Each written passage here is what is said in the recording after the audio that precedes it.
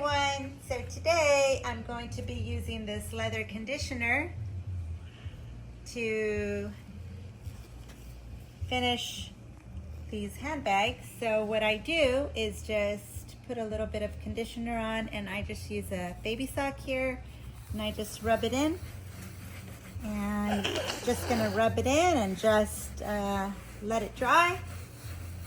And then afterwards, why do you have a baby sock? I'll use a brush to give it a shine.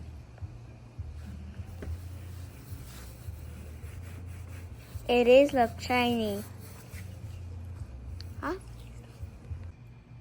Hi friends. So in this part, I'm going to show you how I clean all of the metal parts of the bags. I'm using this Myers Clean Day glass cleaner. I like it because it does not have any ammonia in it. So I just spray it on my cloth, and then I just shine it up with the wet part and then just dry it off. It's nice and shiny. Okay, once you've gotten all of the metal parts cleaned up, then you're going to finish the leather part.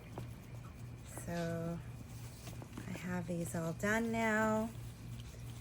And so then you take your horsehair brush and you're going to brush this leather that has been dried already. So we conditioned it, it's dried, and now you just brush.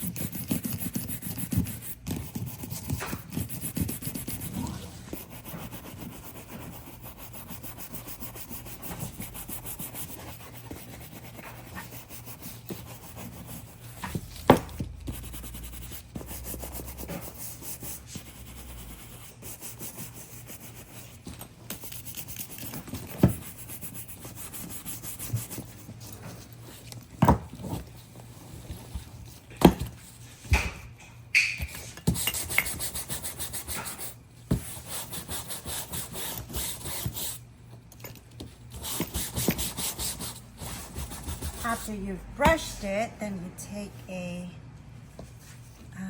microfiber cloth. You can just make it shiny by rubbing it.